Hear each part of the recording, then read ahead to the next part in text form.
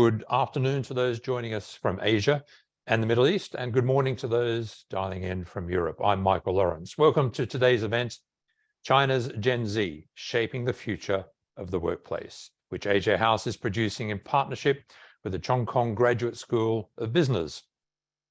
Today marks the launch of a new report by the Research Center of Leadership, Behavioral Science and Inclusivity of CKGSB. The report is titled Understanding China's Gen Z in the Workplace, and it will form the basis of today's discussion. It's a comprehensive piece of research which examines the unique values, preferences, and work styles of China's Generation Z, and how organizations must develop management practices tailored to a Gen Z workforce. The rise of Gen Z is having profound implications for businesses. Comprising 15% of China's total population, this new generation has entered the workplace, having grown up during a period of rapid technological change and, for the most part, accelerated economic development, punctuated by the global pandemic and its dramatic impact on economic growth, business, and society. Like all other generations, Gen Z have their own unique values, preferences, and work styles. And forward-thinking organizations are evolving their talent strategies to adapt to this crop of new talent. The findings of the report are based on a survey of almost 17,000 individuals across China, covering all age groups.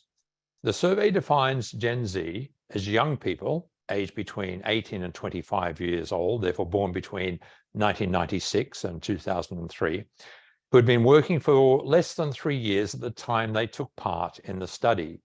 The report offers a comprehensive analysis of Gen Z and covers everything from their value preferences, career choices, and psychological status, alignment between personal interests and jobs, resilience, and intergenerational differences.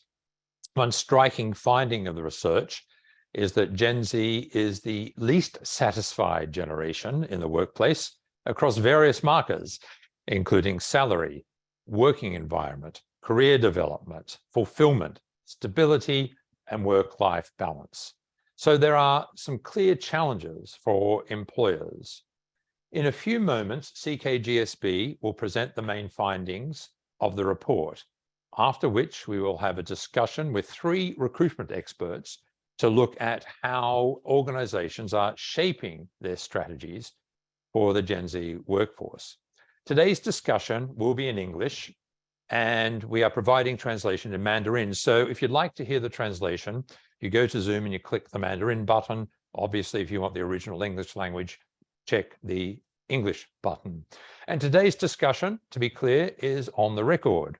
We are recording the event and we'll make it widely available to everyone afterwards. So to get us underway with today's keynote address, it is my pleasure to welcome Tanuj Kapilaswamy, Group Head of Human Resources at Standard Chartered Bank. Oops, so we seem to have a problem here with Tanuj. She'll be with us very shortly. So I'll tell you what we'll do. We'll go straight to the report and have a briefing on the main findings of this very comprehensive piece of research.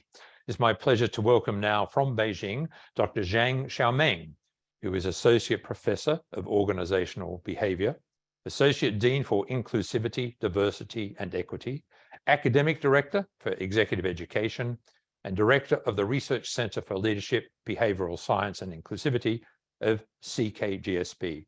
Professor, over to you. Thank you, Michael. And I'm going to share my screen first, okay?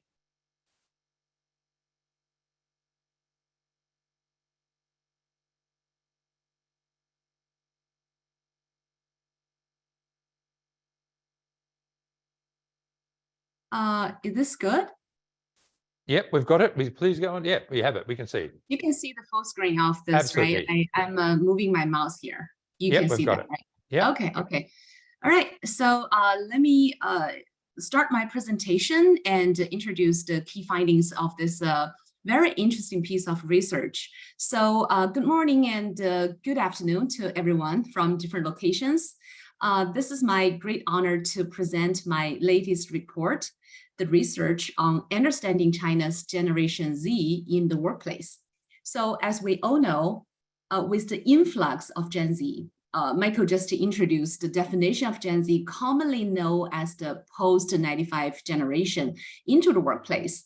Many companies and managers describe them as a new mystery, but themselves and other generations actually see them differently. So I want to briefly tell you the story here. All right, so in the eyes of many post-50s, 60s, and 70s, Gen Z is the generation that always love to lie flat, often resign naked. So that's a very interesting word. When we say resigns naked, which means that resigning before finding the next job. And sometimes they even, fire their bosses. That's from the eyes of the many post-50s, 60s, and 70s. However, in the eyes of themselves, they definitely do not agree with these labels. So they think they are patriotic, they are hardworking with diversified skills and passions. So they describe themselves as highly potential, progressive youths. So that's a very different angle. In order to get a better and more intuitive understanding, so what I did, I chose two groups of my students that are most representative at CKGSB. One group are the students from our Next Generation Leading Innovators project.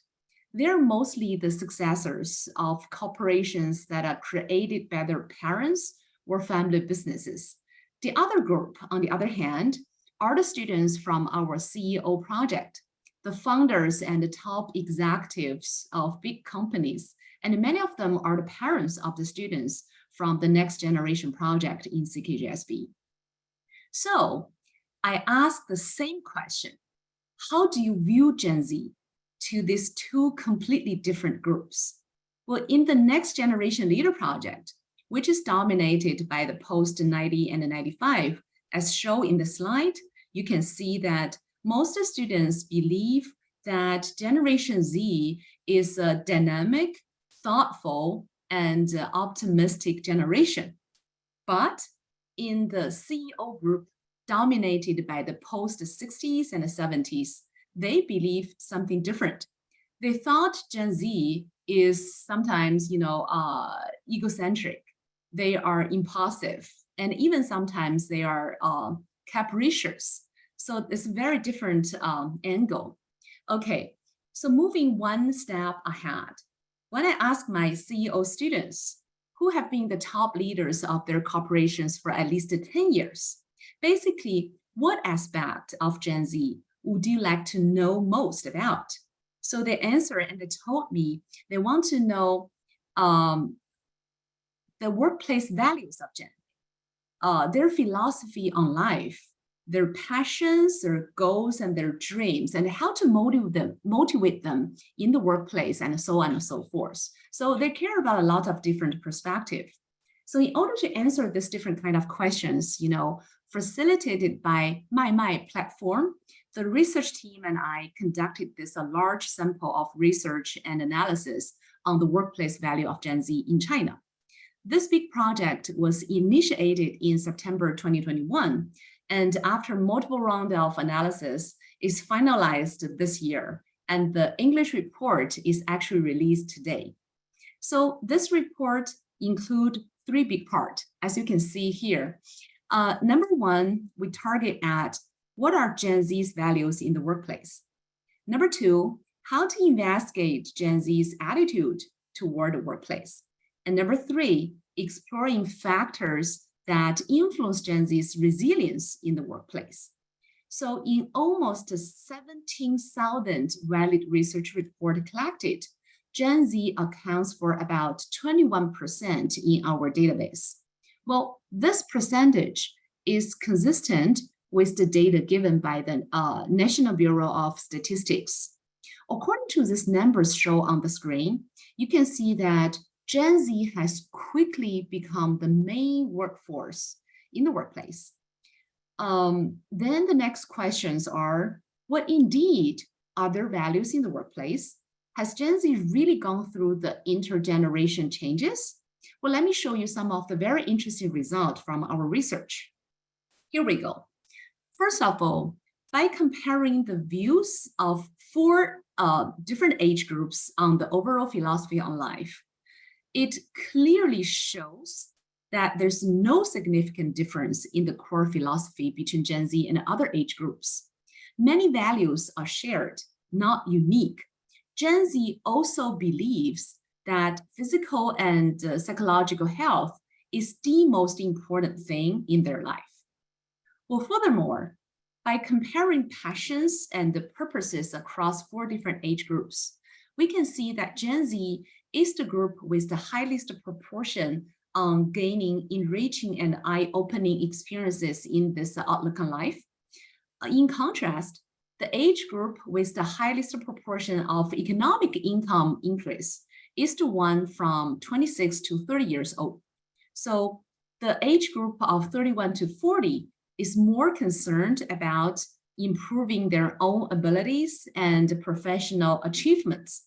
Well, the group over 41 years old has the highest proportion in whether they are doing a job that they love and excel in. So they're focusing on different parts of their job. And then, from the perspective of factors concerned in career selection, the top three factors of Gen Z and post-90s generation are basically the same. That include salary, that's number one. Number two, working environment. Number three, development prospects. So starting from the age 31, we can see some changes here. Starting from age 31, job stability has become increasingly important. For the group age 41 and above, job stability has become the most important factor to consider. And fairness and justice in the workplace has also become one of the focuses of attention among this group.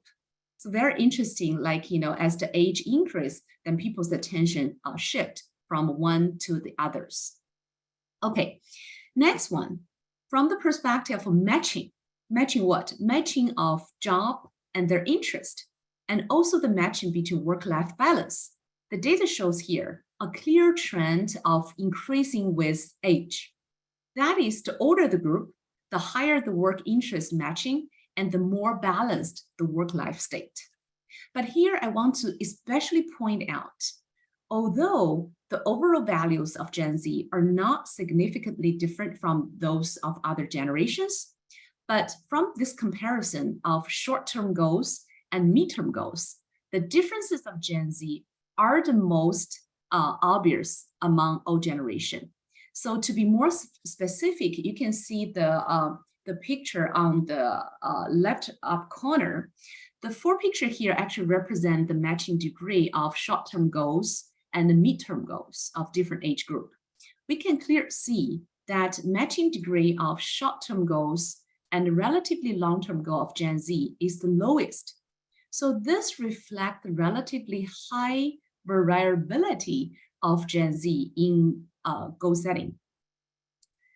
So this is likely to affect their cognition and working status in the workplace, and definitely deserve our more attention. So basically how to guide them through the early career stage in order to gain more satisfaction in the long run, the job experiences. So this is a very interesting comparison across four different age groups. And then from the perspective of motivation, this is the point that manager care the most. Managers have always been very concerned about the issue of salary increases. Many people believe that Gen Z is a generation that has never experienced material scarcity, so they don't care about salary. But in fact, like other generations, Gen Z not only attaches great importance to the overall physical and mental health, but also cares about economic income. So from the perspective of the incentive effect of annual salary increase on work enthusiasm, this bar chart shows that the salary increase of, let me show the bars here, the salary increase of 10% to 20% is a common expectations for all age group. So every age group, hopefully they can have, 10% to 20% salary increase every year. Although the reality may not be the truth. But the group age 26 to 30 has the highest expectations for wage increases, which is consistent with the data I just mentioned earlier. This group, basically aged 26 to 30, is the group with the highest proportion of economic income increases. So in the meanwhile, we need to notice, on this chart, the very left side, we need to notice that a general increase of 3 to 5% does not have a significant impact on work motivation at all age group. So from this point of view, it's very interesting that everybody loves money. So everybody need money, no matter they're Generation Z or Generation X or Y. So that's very interesting.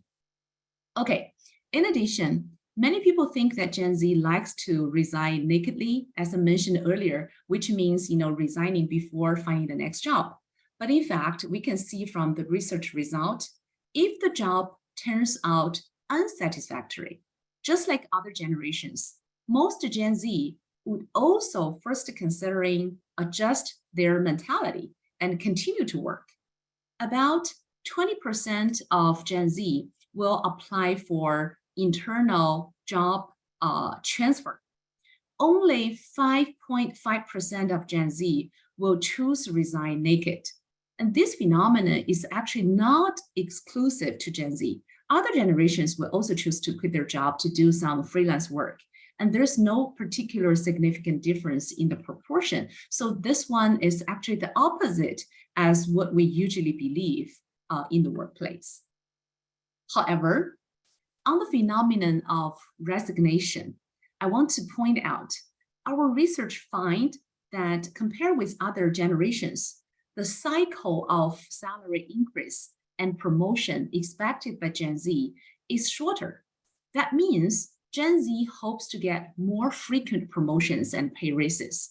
To be more specific, this figure shows that under the premise of normal work performance, nearly 54% of Gen Z thinks that they will consider leaving if they fail to receive a salary increase within 1 year.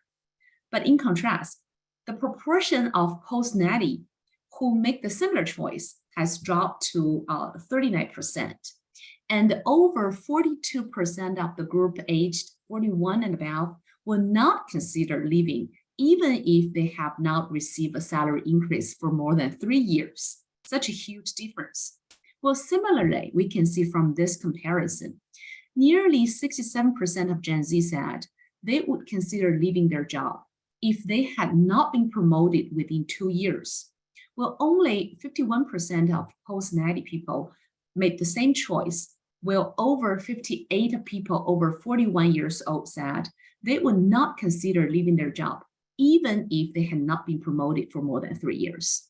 So based on this comparison, we can see Gen Z has a more obvious preferences for flash, for salary increases and promotion. That is, they hope to get faster recognition and affirmation. But here we go, that's the problem. Sometimes we know, especially for the past 3.5 years, a lot of things change. It is worth considering that when the overall environment is not that stable anymore, many companies are generally facing huge challenges. They cannot provide corresponding quick salary increases and promotions, and sometimes they have to cut salaries. Then what kind of situation will that be? Okay, in order to understand the phenomenon more, we give this a picture indexation assignment. Basically, the data here shows that overall, younger people are relatively more reluctant to go through the crisis with their company. As far as Gen Z is concerned here, we can see that from the 4 orange color pillars, that this trend will be eased with the rise of the rank. That is, the higher the rank of Gen Z, the higher the possibility of sharing view and ball with the companies. This is highly related to people's psychological resilience. So what is psychological resilience? Basically, psychological resilience refers to the speed and intensity of response to adverse events and grief. That is the ability of individuals to adapt to the stress and adversity. So I want to show you some results. These results are not only from this Gen Z report, but also from our other research project for the past 3.5 years. So all results indicate the similar, the similar path. That is, the psychological resilience shows a significant upward trend with the increase of age, with the increase of rank, and also with the increase of experiences. So what that lead to?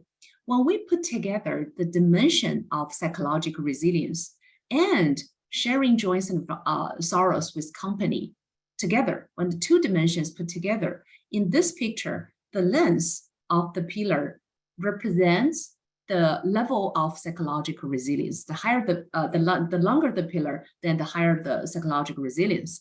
That is to say, when psychological resilience is high, people are more willing to share the joys and sorrows with the company in a crisis. So from the data in the figure, we can see that when company encounter difficulties, even when facing salary cuts, the proportion of people with high psychological resilience who choose not to resign is much higher than those with low psychological resilience. And this difference is even more significant among younger people, including those born in the 1990s and also those born in the 1995s. That is, in Gen Z and people of 26 to 30 years old group, those with higher psychological resilience are significantly more willing to overcome crisis with the company together than those with lower resilience. Therefore, in the face of a crisis, it is crucial to enhance people's psychological resilience. Then the next question is how? Here we go. In terms of enhancing individuals' resilience, well, I published a book called Resilience last year. And in this book, I proposed a model called the resilience flywheel. So as you can see, this wheel is turning, is rotating. There are three components of resilience flywheel, including awareness, basically how you view yourself, meaning how you view the world, how you build up your the job, the goals, the connections among the goals. And the third, pillar or the third blades is connection. That's connections between people because, we are all have the social perspective. So three components include awareness, meaning, and connection. Well, the core essence of enhancing psychological resilience lies in integration. So it's not isolated. Integration is the key here. Therefore, making organizational resilience greater than the sum of individual resilience is the value and is the responsibility that top leaders and executives should have. Well, last year in February, I published a research article on organizational resilience at the Harvard Business Review. This paper discussed the topic of how to transmit resilience from individual level to the organizational level. Resilient leadership is a transmission process from understanding and changing ourselves to influencing and motivating others. So corresponding to the three components of individual resilience, basically awareness, meaning, and connection, organizational resilience in talent development also has three components: consensus, collaboration, and empathy. As a result, resilient transmission is the key here. What's related to that? Our research data on this picture shows through resilience transmission, employees are willing to accept changes, challenges, take on additional new projects under uncertainty. A crucial driving force is actually the trust and the support from the top leaders. Well, not only about the data from this research, we also conducted several different company interviews. We have found out more than once that many unconventional promotions of talents are closely related to this resilience and responsibility shown by their employees in the major crises. Therefore, managers can fully utilize the cohesion in crisis to create and transmit resilience through connections, through trust, and through support, thereby improving employees' working autonomy. Working autonomy is very important because it's going to allow them, especially the younger generation, to feel the value and the significance of their work. Okay, it's very interesting to point out, in our research, we can see that although the average value of psychological resilience shows an upward trend with age, experience, and job rank, but the differences in psychological resilience between generation significance narrow when people consider their work to be very valuable and meaningful. That is to say, even the younger generation, like Gen Z, when they strongly feel the sense of value and meaning of their work, their psychological resilience level is similar to the older employee. Let me show you this bar. So you can see when the Gen Z feel their sense of values and meaning of work, their psychological resilience level is actually very similar to the older generations and is significantly higher than those of Gen Z who think their work has no sense of value and meaning. Correspondingly, when sense of value and meaning of work is very high, the anxiety level, including the anxiety level and the depression behavior tendency of Gen Z, will also be significantly reduced. This is the power of resilient leadership transmission. So last year in 2022, I think it's October, I published another research article in Harvard Business Review summarizing the 10 suggestions for resilient leadership.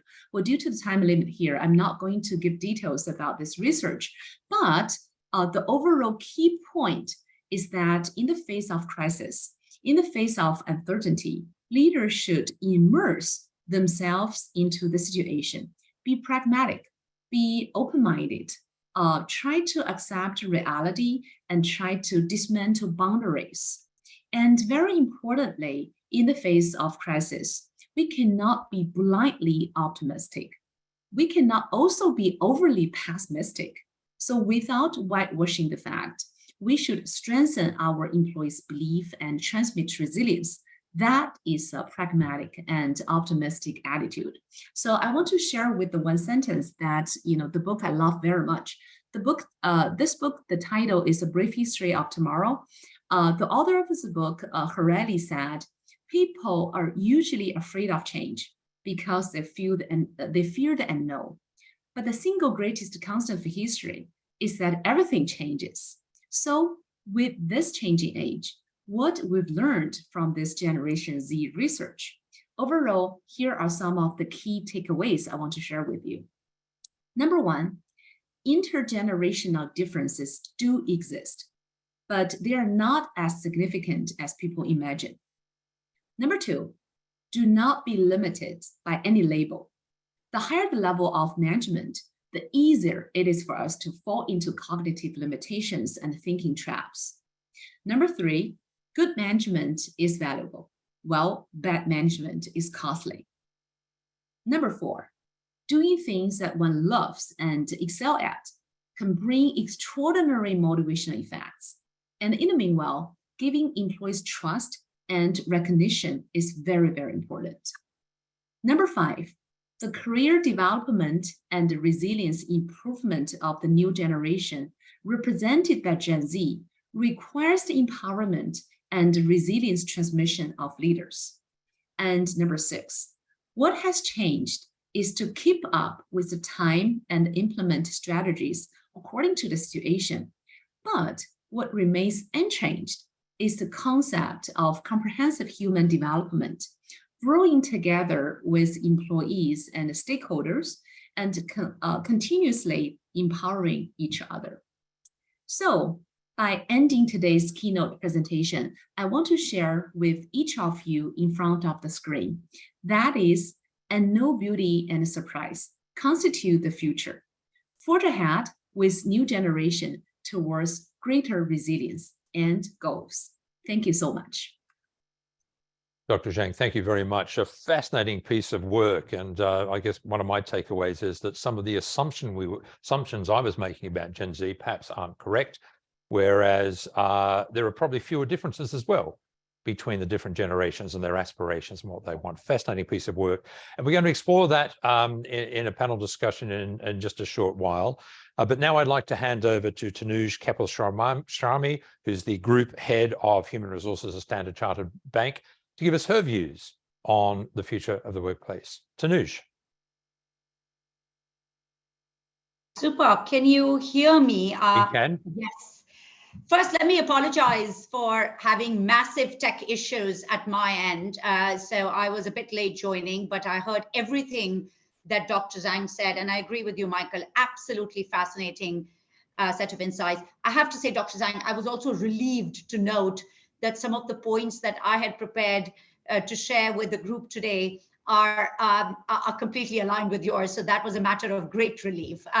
So look, just a couple of points I wanted to land. And, it is fascinating doing these sessions after a great academic as Dr. Zhang, because the view I bring in here is that of a practitioner. I represent Standard Chartered Bank. I'm the CHRO. Standard Chartered Bank is an emerging markets bank headquartered in UK.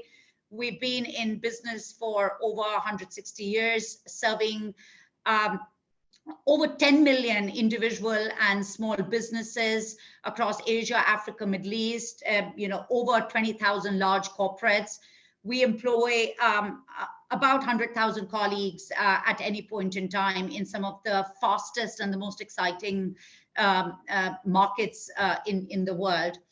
I mean, this topic is of huge interest to me, and China is a critical market for us. It goes to the heart of what we bring for our clients every day, our businesses in China.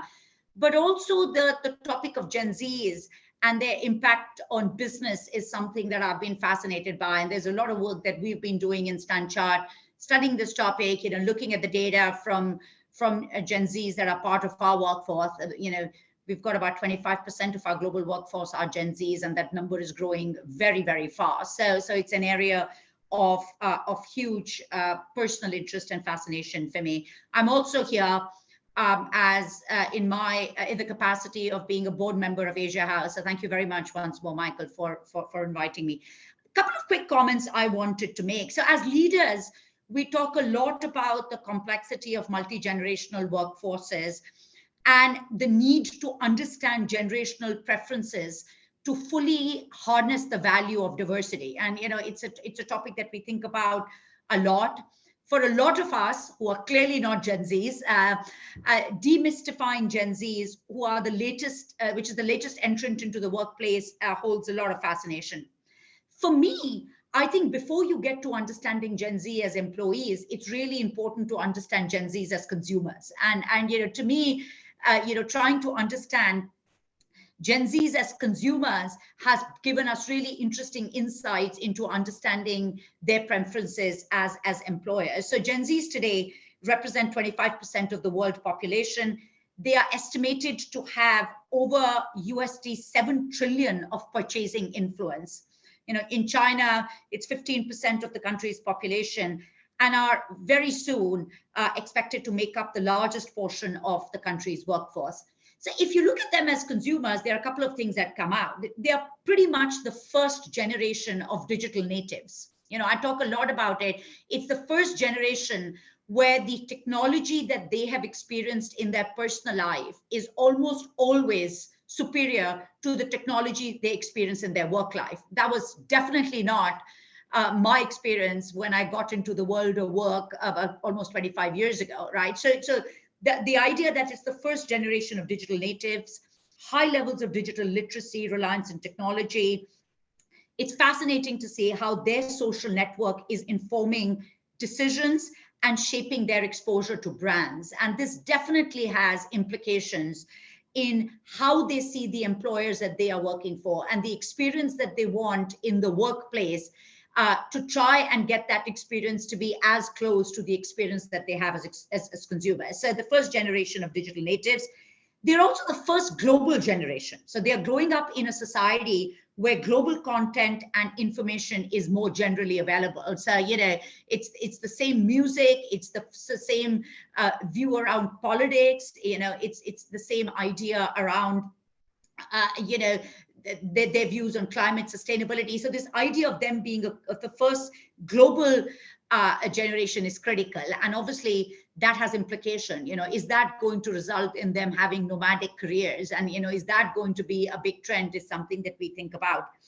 They place a high value on personal fulfillment and self-expression. Dr. Zhang touched on that. They refuse to fit into neat little boxes. So, this idea of bringing their unique identity to work, not being labeled in the way, we've got used to labels is a big part of their generation.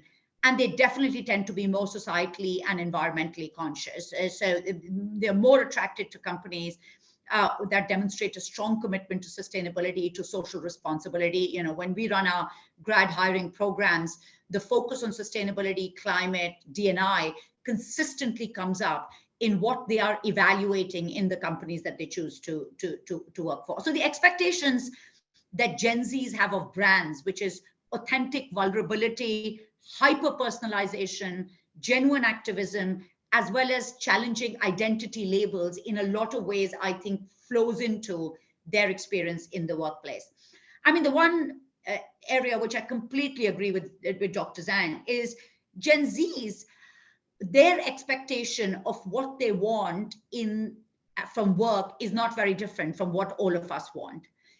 The difference is that they are very vocal in articulating their views and their expectations. So they are coming in with a very clearly articulated expectations from employment in a way that we perhaps didn't do. So all of the work that we have done and the data that we have looked at in Standard Chartered, a couple of things have come up. They want meaningful work and a strong sense of purpose. So compensation, reward levels continue to be incredibly important. But what Gen Zs are looking for are looking for jobs that deliver impact. This idea of, does my job deliver impact, come across very, very strongly. And they're also looking for a deep sense of belonging. So, we talk a lot about balancing people, planet, profit. And this idea of the balance between people, planet, profit, and what does that mean in the careers that Gen Z can have is something that comes across very, very, very strongly. So very clear expectations around diversity, inclusion, transparency, not just in the workplace, but the role that the employer is playing in the broader community and society. So to me, this idea of meaningful work and a job that delivers impact is definitely a trend that we are seeing. Career progression and learning opportunities. I think they are looking for not just vertical growth, which is what we are used to, but acquiring new skills. We ran a global learning week in Standard Chartered a couple of weeks ago. For 4 days, we had 68,000 hours of learning that was delivered. And to me, it was fascinating that it was topics of data, digital, sustainability, where we saw the most take up in terms of content across generations, but definitely Gen Z. So they are looking for career progression, but it's not just the linear and vertical career progression. They are looking at acquiring new skills. And there is a real focus on getting learning opportunities which help them acquire new skills. There is a massive theme around flexibility. We believe flexibility is here to stay. They want more independence and right to choose, as opposed to having a very regimented view of work. This is both around flexible working, but also around the kind of work they want to do. Real take up of agile working we are seeing in some of our younger workforce. So it's flexibility, not just in terms of where they work and when they work, but also why they work and how they work. And I think that's coming across very strongly. Real focus on work-life balance and well-being. And again, some interesting research, I read from Deloitte, which shows that at least half of Gen Zs feel stressed and anxious at work all or most of the time, including due to long-term and short-term financial sort of worries. So I think the focus on well-being and what does that mean is really interesting. So I think, for me, the summary is, again, not very dissimilar. It is important to understand Gen Zs as consumers, even before you start thinking about them as employees. They are growing up in a world where they want hyper-personalization and authenticity, and they're choosing brands that are able to deliver that concept of vulnerability in the products they buy. And that translates into their experience of what they are looking for in employers. So those were some of the observations I wanted to share, Michael, and then I'll pass on to you for the panel discussion.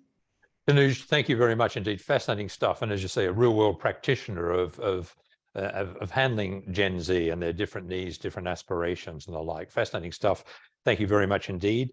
Tanuj Kapillaswamy from Standard Chartered, and also, as she kindly mentioned, on the board of Asia House. I want to turn now to our panel discussion, and we will be asking you, the audience, to take part in this discussion. If you have a question, please let us know, and we'll get into that a bit later. But I'd like to welcome Carolyn Raggett, Managing Director, Board and Ag Food Tech at Russell Reynolds Associates. Carolyn joins us from London. She's only recently moved back to London after some 12 years in Hong Kong.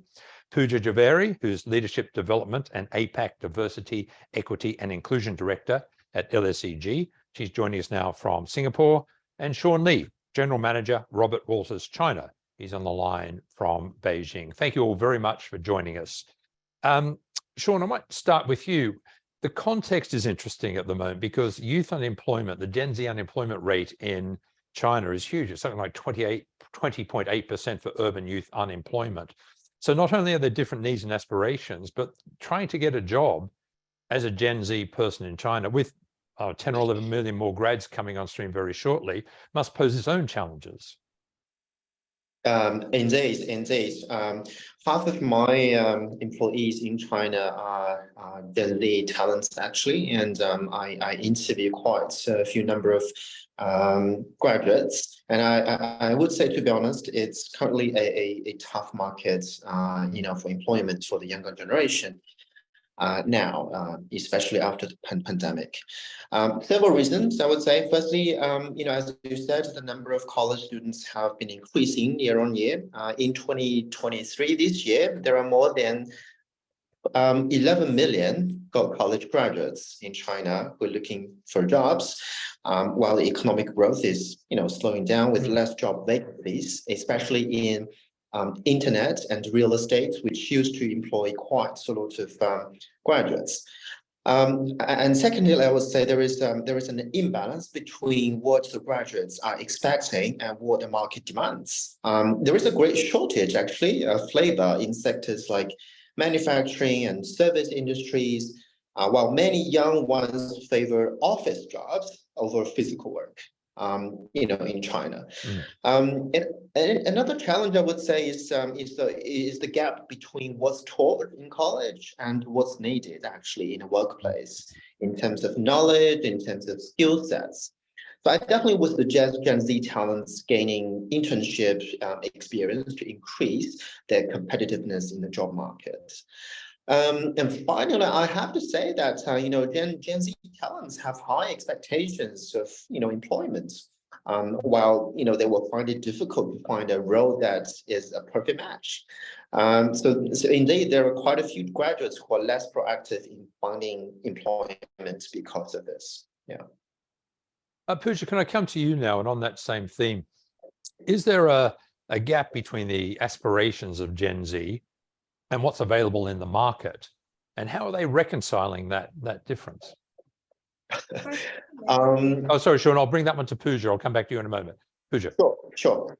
I'm happy to let Sean go first if you'd like, Sean. No, you go, please. Sure. So I was going to say that I think there's a couple of different bits, right? Increasingly, it's not a China-specific trend that we're seeing. We're seeing this globally, right? We want to see more empowerment. The generation is asking to have more say, be more entrepreneurial, bring their ideas to life, and have a voice impacting not only the organizational strategy and products, but also how we go to market with them, right? So I think it's more a mentality shift. It is that idea of, our consumers are increasingly technologically savvy, and not all the decision makers have that same kind of upbringing and had that same kind of opportunity, right? So what we are finding is that we want to give people that opportunity to have a voice. Ultimately, they are the consumers that we are going to be servicing in the future any which way. But how we do that becomes really critical, because it's a matter of kind of, the cultural dynamic that needs to be really, really crisp around, you have a say, you have experience, you have an opinion, we want to hear it. And then this is the way in a highly regulated business that we bring that to life as well. So, I mean, one of the findings of the report is that good management is good and bad management isn't. Carolyn, I'll come to you now. You actively recruit at board level, CEO level. Is that one of the benchmarks that you look at when you're looking at candidates for key roles? Their understanding of Gen Z, their ability to adapt their recruitment strategies, or the recognition that it is a different generation with different values, different needs, different aspirations? Yeah, it's a great question. And I have to say, I was really struck by the research of Dr. Cheung, really resonated with what we observe anecdotally. And a lot of our clients do ask us about how do we compete for Gen Z talent in China. And those clients fall into sort of private owned enterprise and obviously multinationals, and they both have very different approaches. I would say this is a very live topic for our clients, and some of the observations and questions we were asked is, with so many graduates either on the market or in work, but always looking to move, 2 years is a massively long time horizon for these people. How do we sift the really high potential, high caliber candidates at such high volume from the others? And I think that's a really difficult question to answer when so much promotion within companies happens either at a linear rather than a vertical way. It happens very quickly, often based on potential, not on track record. So evaluating and understanding this generation is a massive topic for our clients. Cheung, can I take that to you now? That the impatience, for want of a better term, of Gen Z, according to the research, they want salary increases of 10 to 20%.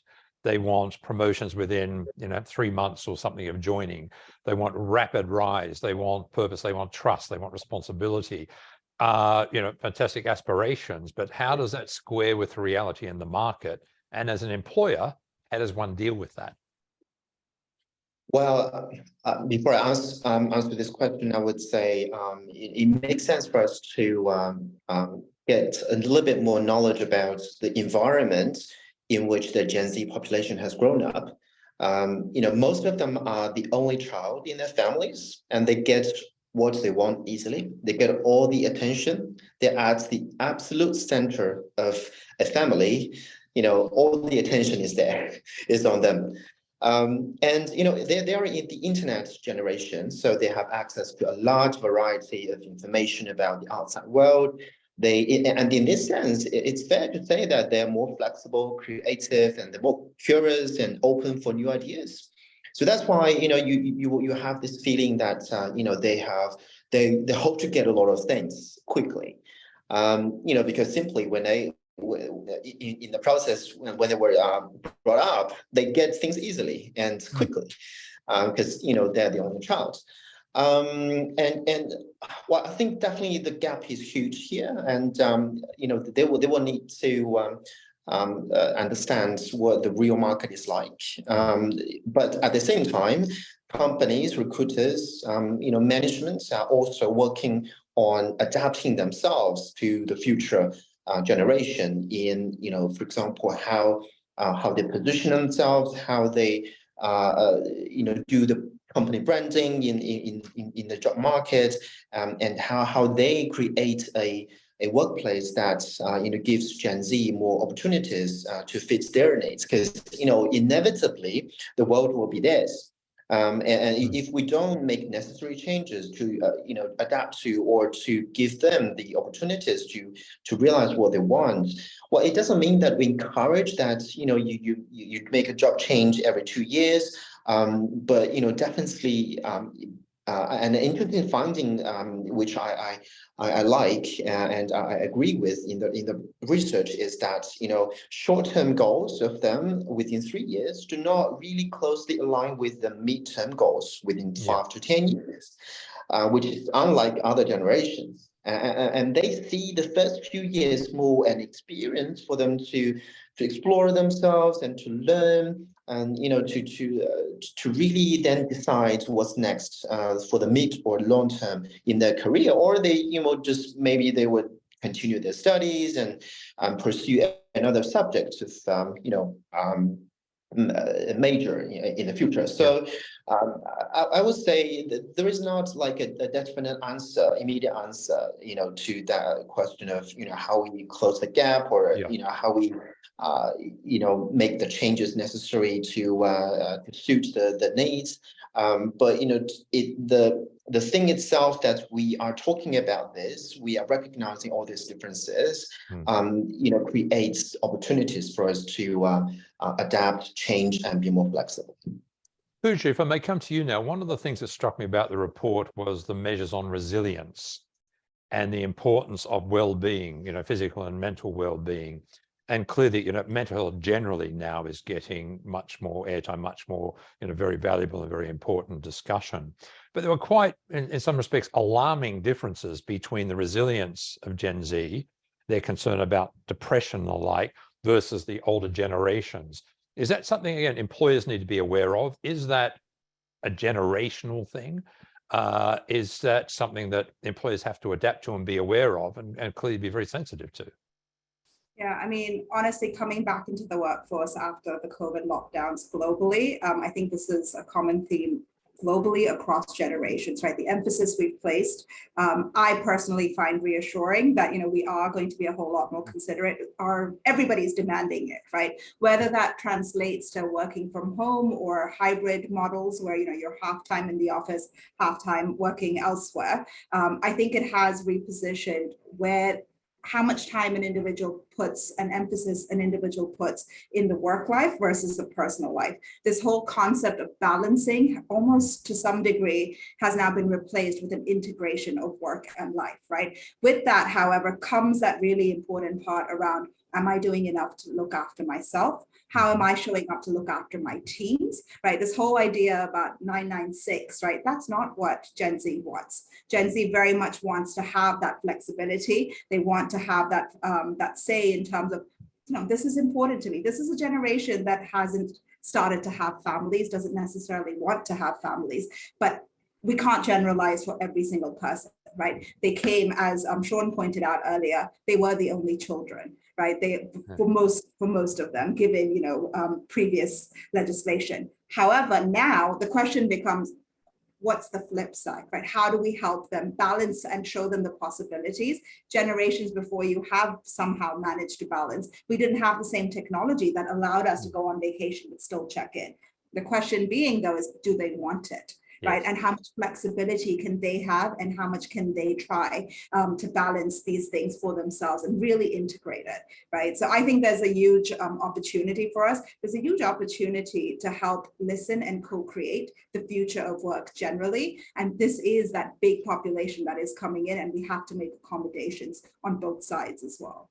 Carolyn, that has to come from the top, doesn't it? The culture of an organization to enable that sort of flexibility, that sort of integrated work life as opposed to work-life balance.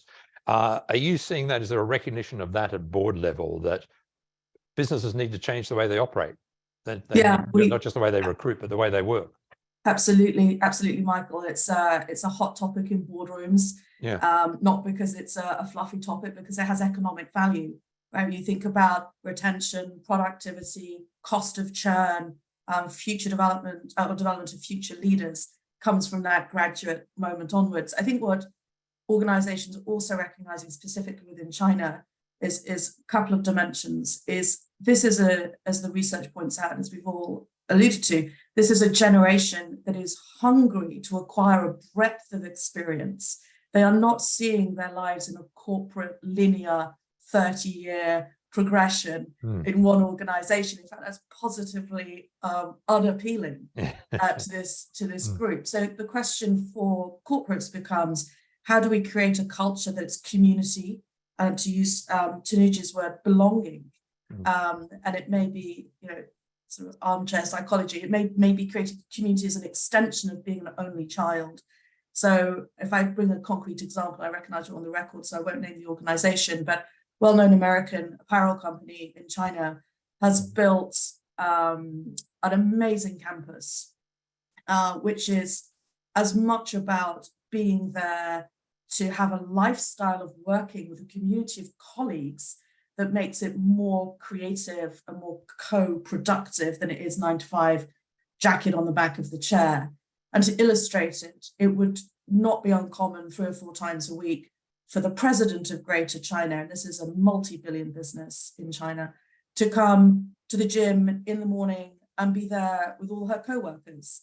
So the idea of flatter hierarchy, access to senior people, the sort of even just the permission to speak up and be heard is really important. And that particular organization, post-COVID, has a 97% attendance at least 4 days a week in person. Interesting, interesting. Right, I want to turn over to the audience now to ask questions. And if you'd like to ask a question, let the team know via the Q&A box, because I would like to elevate you to the program so you can ask your own question. I'm first going to go to Katie Lee of HSBC. Hi, Katie. Hi, and thanks so much. It's been absolutely fascinating discussion and learned an awful lot. Something though that sort of kept running through my head in China is that I don't know if you've, maybe I've sort of not grasped it, but we're very conscious that the state-owned sector, the state-owned enterprises are the main employers in China. And what I'm hearing is a lot of flexibility and flatter structures and so on. But the thing that has always struck me when I look at China is how hierarchical those organizations are, and how, for a Westerner, how rigid the sort of career path can be. Is Gen Z having any impact on the state sector, or is this going to be a bigger and bigger divide between private companies, be they international or Chinese owned, and the state sector? Great question, Katie. Sean, can we start with you on that one? Sorry, you're on mute.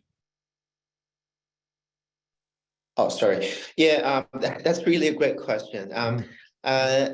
Well, for state-owned companies, I don't imagine that to be changing rapidly in terms of how the structure is set up. So, not surprisingly, there is a less favorable choice of working for state-owned enterprises, for the Gen Z. They would be much more willing to work for private companies and foreign and multinational companies in China because of the flexibility offered, because of they don't really see stability as the utmost important factor in what they choose, in their career.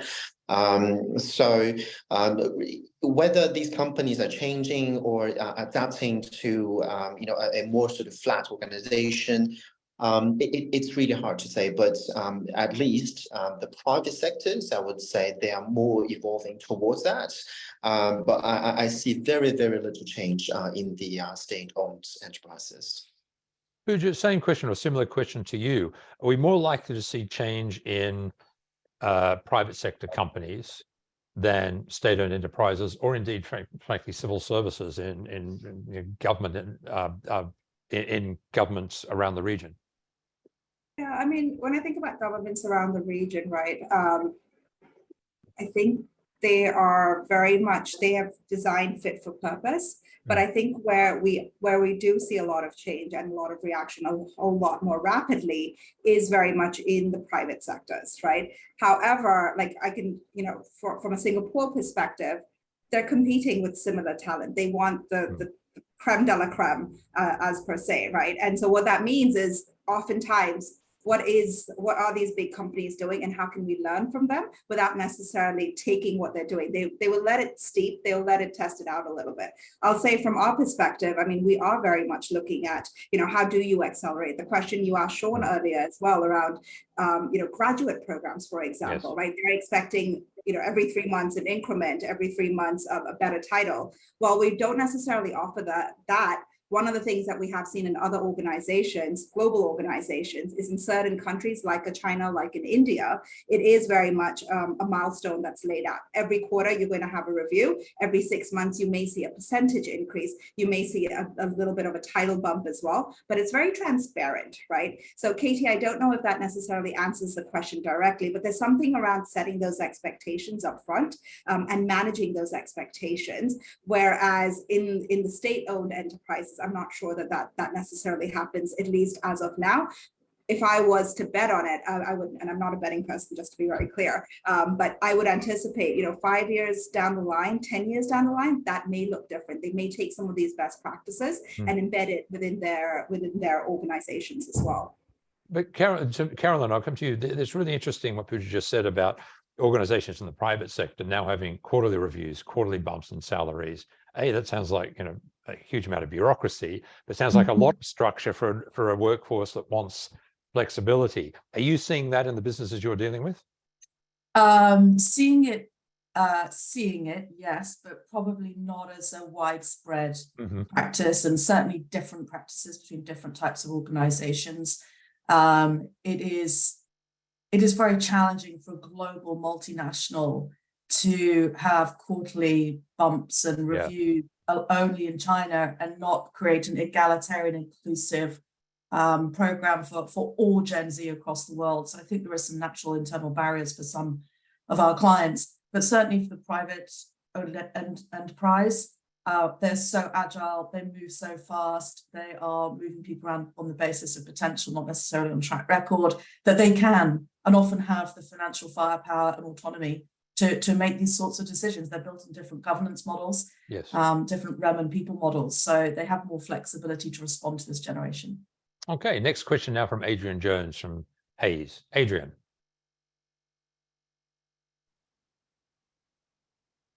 You're on mute, I think, Adrian. You're still on mute. Thanks, Michael, and thanks for Michael and Asia House and all the panelists today. It's been a very interesting and revealing talk. I run our Hayes Global Link Asia business, supporting Asia businesses with finding overseas talent for our clients there in China and around the region. And increasingly, I speak to job seekers every day. Increasingly, they're more and more interested in the ethics of the company. And I think more so, we're seeing that they're more interested and more aware of mental health issues and well-being issues. And I'd like to ask the panel how they think that employers are looking at this, particularly with reference to sort of 996. And I even heard the expression the other day, 007. I'm not sure if that is a well-known phrase or just that person used it, but how are employers dealing with mental health issues with these work policies, which are quite common in China? Okay. Carolyn, let's start with you. Mental health issues, which did come out of the research as well on the sort of general well-being piece. How are employers looking at that? Yeah, it's a great question. I'm sure Sean's going to have more detail on that than I will. But briefly, it was mentioned earlier, Adrian, in the discussion, we see employers giving more autonomy to employees to steer their own work-life balance and make decisions. So, for example, are you going to, as Pooja mentioned, are you going to check in on vacation on emails? Are you going to come into the campus in person? How do you manage that? And if you look at the China website of the American Apparel Company I mentioned earlier, you'll see that they lay out their benefits. It's 50-50 well-being and community and compensation. They balance them absolutely equally. I think probably I'm more qualified to talk about the ethics piece, because boards outside of China, which have significant operations in China, in many jurisdictions are coming under a lot of pressure from pension funds, investors, etc., to be extremely transparent, particularly in regards to their reporting. And obviously, culture, operational behavior, and so on comes into that. And I think that China represents a huge opportunity for organizations to get that right and to add premium to their share price and attract investors to their organizations. But I think it's very much a work in progress on the ethics when I look at it from a governance perspective. Pooja, both to you now. The ethics question is interesting because I've seen it in sort of Gen Z. They sort of have their values and they want to stick to them. The ethics is very important to them. And equally, there's pressure on big organizations from shareholders, from big institutional shareholders to develop that. So I guess that it's coming from both sides and hopefully driving change. So what are you seeing in the ethics space and also in that mental health space? If it's okay with you, I'll answer the mental health space first, right? Sure. When we think about the key findings, right, we know that mental health is vital for the Gen Zs. We know that resilience plays a big part as well. And what I would say is that the sense of belonging that Tanuj also referred to earlier, right? When you take those three different elements and put them together, one of the things that we see is obviously you have the EAPs, the employee assistance programs, making sure that you have the benefits coverage, making sure that you have the opportunity to get counseling, to have a therapist where you need it, and having access to all of that. But it's also around what kind of conversations are you having in-house, right? So for example, and perhaps not quite pertinent to Gen Z specifically, but parenting, right? That's hard no matter where you are in the world, no matter how many kids you have different challenges. What kind of community can you bring together? If you're going through, other challenges at home on the domestic front, financial well-being, right? Things like that. How much are you as an organization helping your people really understand and really appreciate what that conversation is and building that sense of community across the board, right? Again, because they don't necessarily have a sibling to look to or very large or personal kind of networks necessarily, we have to help them build those networks. Coming back to your question around ethics, Michael, I think that values piece is so critical, right? But is that specific just to Gen Z? I'm not so convinced. I mean, if you think about all of us and which organizations we've chosen to go to, which organizations we've stuck at, it really is, the values are on a website, they're written on a board somewhere, but how do you live and breathe those on a day-to-day basis? How do people show up as behaviors as well? So I think, Adrian, to your question, right, how do you not just talk about the values, but what are those case studies that are going to resonate for Gen Z that really shows them coming to life, right? And I think that's where the narrative really needs to lie at this point. Sure, same question to you, please. Sure. Okay. So mental health, I would say, interestingly, on the one hand, we give people work-life balance in flexible working hours or work from home arrangements. But what I see from the Gen Zs is that they need human-to-human connections. So it's a little bit contrary here that what we find, especially during the lockdown in Shanghai, we do have some people who really like human-to-human connections, but could not get that in a few months. And if we look at their health condition mentally, they're impacted. So I think for organizations, just mentioned about the assistance provided by the company, and we do have a lot of people canceling when needed, so that's good. But at the same time, I think it's essential for us to create more opportunities for the Gen Zs to really have face time with colleagues, co-workers. Like what Callan said, going to the gym with your co-workers and have just more communication and open dialogues. I think this would definitely help. Regarding the 007 thing, I would say it's more, to be honest, it's more commonly seen in the internet world, and not necessarily every internet company is like that. And obviously, this has been a very open. In public, that people are talking about it, and people do not think that's the way it should be. So there has been a lot of emphasis from the HR community I know, who work for internet companies, that they avoid it and they do not encourage it. They do think about it, but at the same time, I also hear from the Gen Z workers who are saying that they just need to work their butts off to keep competitive in the market, because as there are so many people in the market trying to compete with them, they just have to be working extremely hard to keep ahead in the game. And you know what?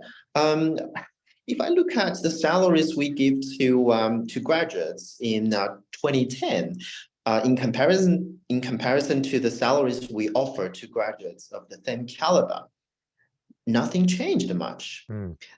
There has not been actually an equal increase in comparison to the CPI index or the inflation rate. So this is largely because of the huge and increasing demand in the market, and you could imagine that it would be very competitive. Although companies are not encouraging 996 or 007 anymore. In reality, there are quite a few people working like that, sadly. Good. Okay, a couple more questions. Time for a couple more. Let's go to Sandy Jin now. Sandy? Oh, hi. Can you hear me? Yeah? I can. All right. Yeah, thanks for everyone for your intervention. Fascinating discussions. So I'm the founder and CEO of VLAN.live. We are a metaverse company that provide a virtual online experience solutions to clients like L'Oreal and Disney. So mostly HR related events. So so our observation and practices show like Gen Z are very interested in new technologies like metaverse, like AI, and they show a very high level of participation and engagement. So I guess like my question to all of you is, how do you see the effect of this new wave of technology, right? AI, metaverse, and a lot of new frontier tech, and how do they impact employers' interaction with their candidates, with their employees, and how might that change employers' branding and et cetera, et cetera? Thanks. So great question. So you're asking how technology will affect the recruitment, the relationship between employers and graduates and the Gen Z candidates that come through the desk. Is that right? Yeah, and also day-to-day corporate culture. Okay. Yeah. Pooja, if I can start with you on that one. Sure, I'll give it a stab. Fortunately, not a recruitment specialist. However, what I will share is that we're very cognizant around the fact that you need to embed it, you need to make it relevant, right? So when we think about learning overall, right, this whole idea of short form videos, very relevant, right? How do we take like the TikToks of the world? How do we take all the different means that we have and embed it as part of our organizational culture and truly create that culture of learning, right? When we think about employer branding, especially, there's no point necessarily in doing like physical assets, right? Rather, we go after the digital assets, right? Making sure that our brand is relevant, making sure that we're speaking the same language and consistently doing so across the globe, but then also making sure that we're being nuanced around what's top of mind in those locations that we're going after as well, right? When it comes to the recruitment process, of course, we use AI, we use, Textio, for example, when we're writing job descriptions, making sure that it is very inclusive. And we take pride in that, right? We're investing in these capabilities and these new age technologies because this is what we know is going to help make it relevant to this audience that we're going after. Sure, and the same question to you, the use of technology in recruitment has been, working for a while. It's often a lot of CVs will come in and technology will go through it before a person ever sees them. But how do you see that developing over time? And how does Gen Z have to adapt how they apply for jobs, how they interact with employers as a result? Apart from the normal job boards, we generally use, I would say Gen Z talents, they visit a lot of social media sites, to really find people that that share the same values or share the same interests. And examples are like Xiaohongshu or Douyin or WeChat groups. So that's why nowadays a lot of recruiters, they're running digital tools, to engage with the targeted candidates. In regards to the interview process, it's not a new technology now, for AI to conduct screening and interviewing processes, especially for campus recruiting projects. I would say a suggestion for recruiters is that, don't overuse technology. Don't hold the assumption that, the more technologies we adopt in the process, the more talents, Gen Z talents we can attract. Because in the end, they're humans, and the eye-to-eye contact thing and the face-to-face interaction will still be critical, for the engagement with the targeted talents. And regarding AI, metaverse, I would say because there has been a huge increase in the subject matters in computer sciences, at various colleges in China. So definitely, those people would, be more interested in what's the edgy technology out there, and they will be far more interested, in engaging with such companies for their career choices. Yes, so I think it couldn't represent the whole population here, Yeah. but for students in the computer sciences sector, definitely yes. Okay, final point to you, Caroline, the use of technology in terms of recruitment. Will it increase? Will it change the way employers interact with Gen Z and the wider employment group? Yeah, I mean, this isn't a generation we're directly involved with, but I would say that the technology is here to stay. It will evolve. This is a ginormous population, and so the use of technology and sifting through that. What I am hearing, interestingly, is that it's not just about processing of volume of potential candidates at that Gen Z level. Organizations are now bringing in much more nuanced filters around mindset, focus on purpose, diversity, inclusion, fairness for people applying from the major cities, but also third, fourth plus cities, rural backgrounds.